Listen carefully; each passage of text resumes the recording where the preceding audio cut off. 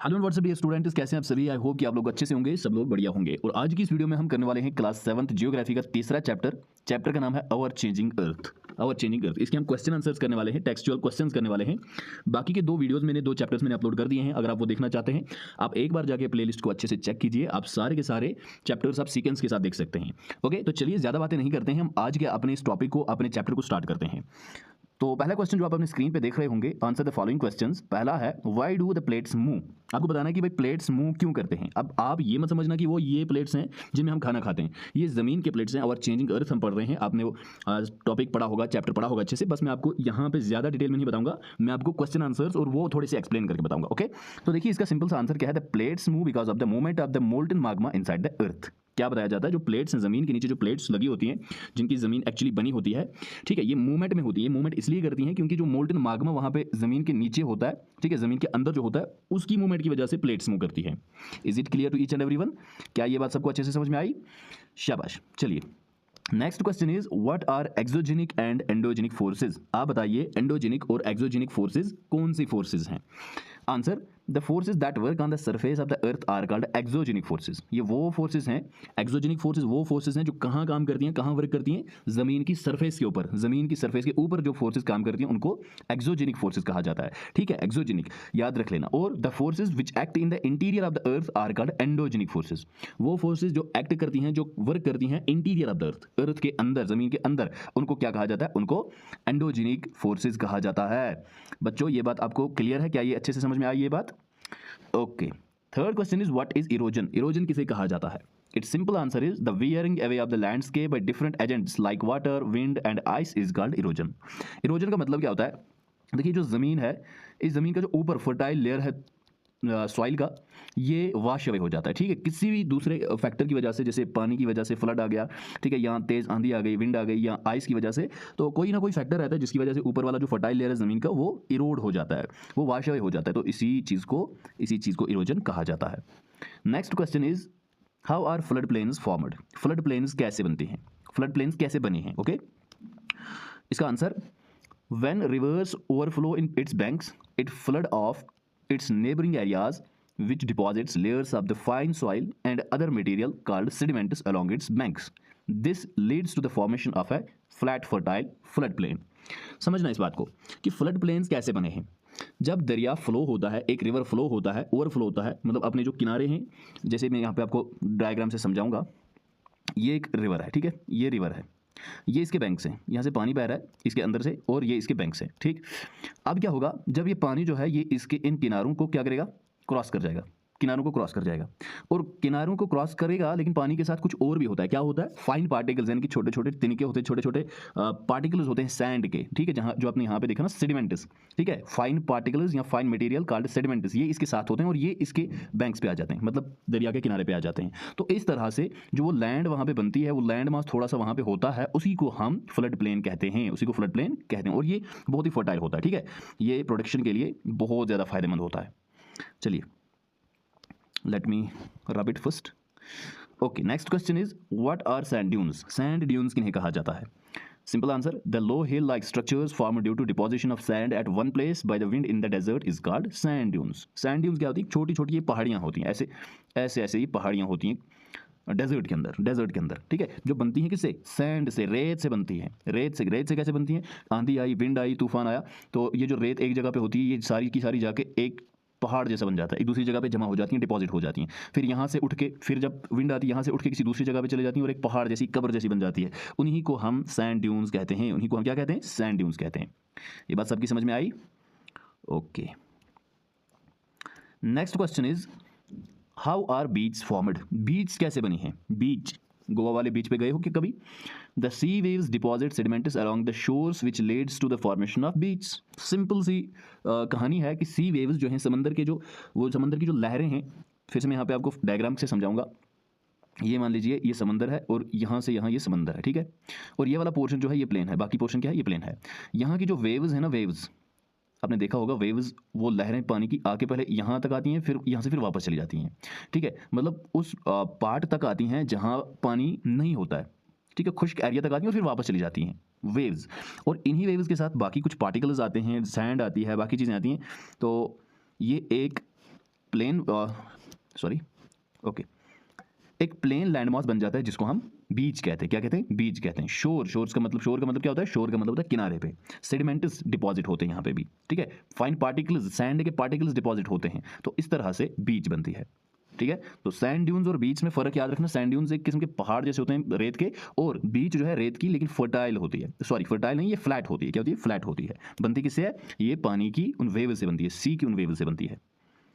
Okay, चलिए जी, next question is what are oxbow lakes? Oxbow lakes किनको कहा जाता है? बहुत इंपॉर्टेंट क्वेश्चन है ये। अगर आप लिख रहे हैं मेरे साथ साथ तो इस क्वेश्चन को मार्क कर लीजिए इंपॉर्टेंट क्वेश्चन, क्योंकि एग्जाम में ऐसे ऐसे ही क्वेश्चन पूछे जाते हैं। अगर मैं आपका पेपर फ्रेम करूं तो मैं यही क्वेश्चन आपके एग्जाम में डालूंगा, ठीक। बहुत इंपॉर्टेंट।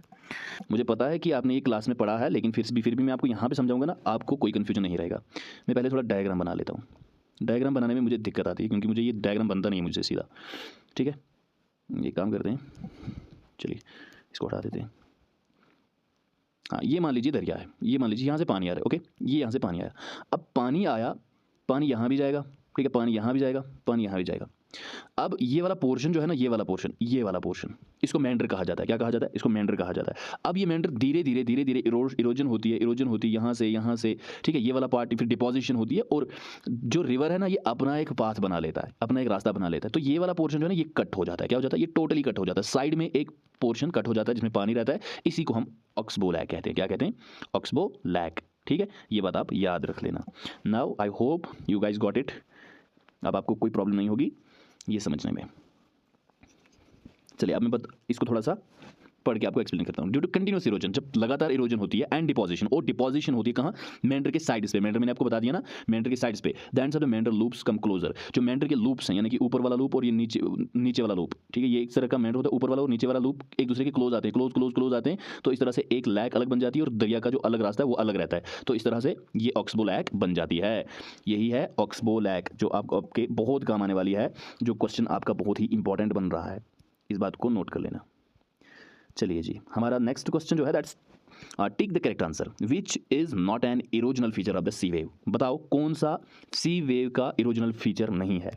समझना, सी वेव का इरोजनल फीचर कौन सा नहीं है? शाबाश। क्या क्लिफ है?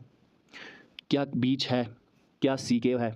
हमें बताना है कि कौन सा नहीं है। यहाँ पे कीवर्ड जो है दैट इज नॉट। नॉट पे नजर रखनी है। शाबाश, बताइए जरा, लिखिए कमेंट में। आंसर तो आपने देख लिया होगा साइड में ही, बीच इसका सही जवाब है। ये फीचर इरोजनल फीचर नहीं है सी वेव का, ठीक है।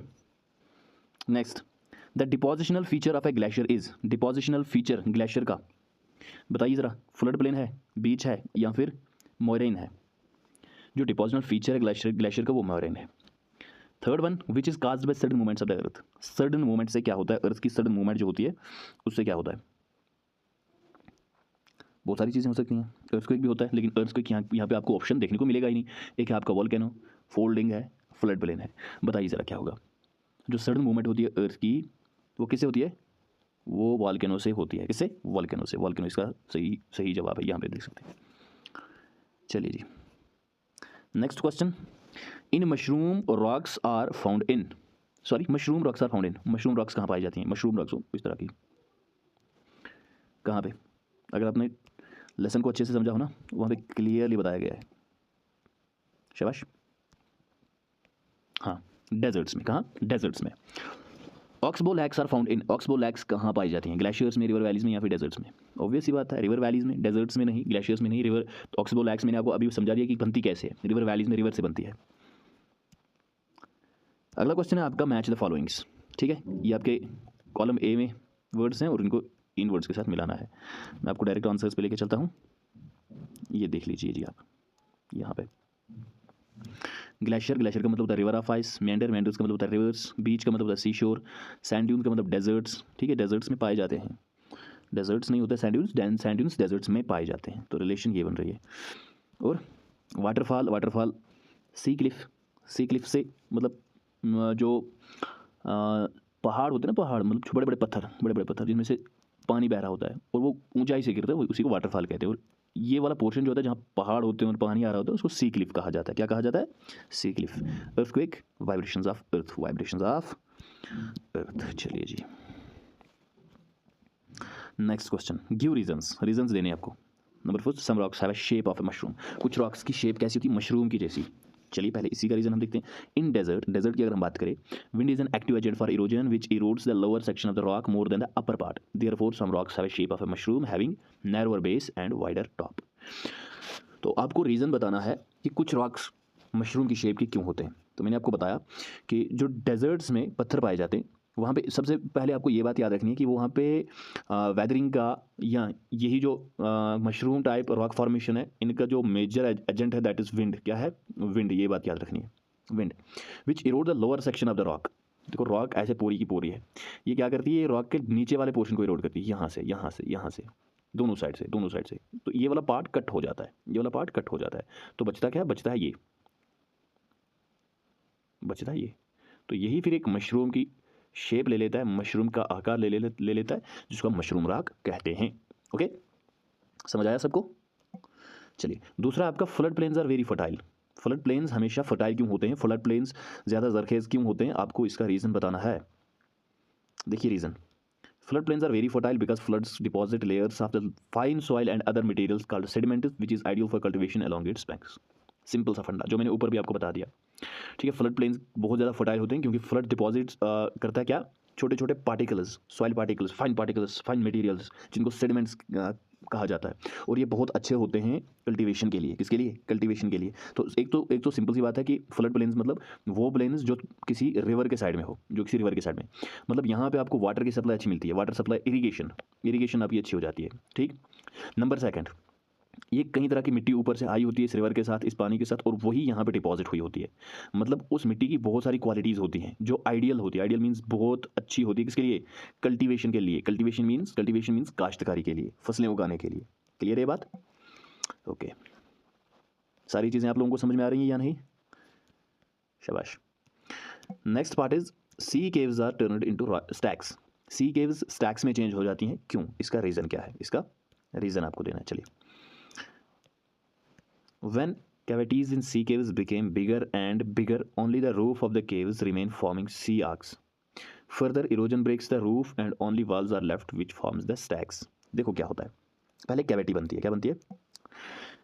एक तरह की ये पहले एक पत्थर मान लीजिए पानी के अंदर।